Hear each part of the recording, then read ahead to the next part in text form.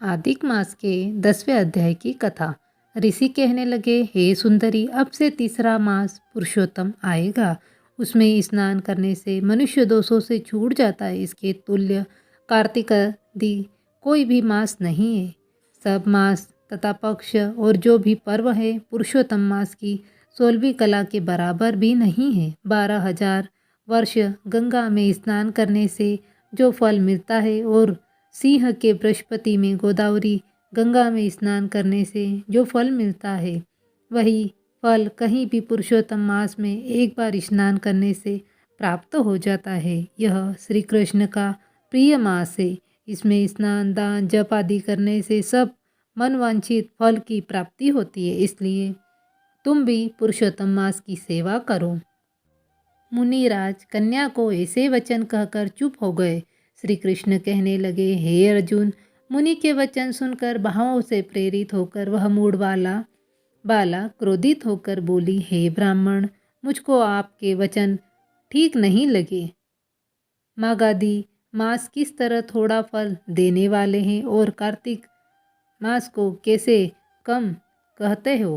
क्या सेवा किया हुआ वैशाख मास इच्छित फल नहीं देता? यह तो मलिन मास सब कर्मों से निंदित है। हे मुने, सूर्य संक्रांति से रहित मल मास को आप कैसे श्रेष्ठ कहते हैं? इस तरह क्रोध से कहे गए ब्राह्मण पुत्री के वचनों को सुनकर ऋषि का शरीर जलने लगा और क्रोध से नेत्र लाल हो गए, परंतु फिर भी मित्र की कन्या को श्राप नहीं दिया और सोचने लगे कि कन्या मूर्ख है, अपने हित अहित को नहीं जानती। पुरुषोत्तम मास का महात्म जो बड़े बड़े ज्ञानी भी नहीं जानते, तो कम बुद्धि वाले पुरुष व कन्याएं कैसे जान सकती है? और यह बिना पिता की कन्या दुख रूपी अग्नि से सुलगती हुई मेरे अत्यंत उग्र श्राप को कैसे सहन कर सकेगी? ऐसे उत्पन्न हुए क्रोध को कृपा से दूर करते हुए और स्वस्थ होकर व्याकुल कन्या को कहने लगे, हे बाले, तू मेरे मित्र की कन्या है, इसलिए मैं तेरे पर मेरा कोई भी कोप नहीं।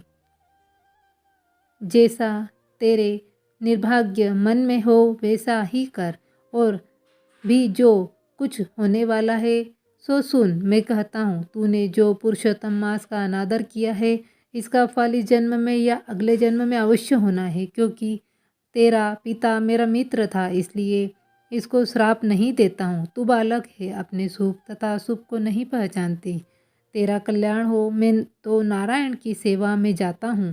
श्री कृष्ण कहने लगे कि ऐसा कहकर वह महाक्रोधी तपस्वी मुनि झटपट चले गए और उसी क्षण वह कन्या पुरुषोत्तम के अनादर से कांतिहीन हो गई। अपने मन में विचार करने लगी कि तत्काल फल देने वाले पार्वती पति श्री शंकर की आराधना करूंगी। ऐसा निश्चय कर अपने आश्रम में महान तप करने की इच्छा करने लगी। सूत जी बोले, वह बाला प्रबल मुनि के वचनों को निंदित कर तथा बहुत फल वाले विष्णु और ब्रह्मा को छोड़ अपने वन आश्रम में केवल शंकर जी की सेवा करने लगी।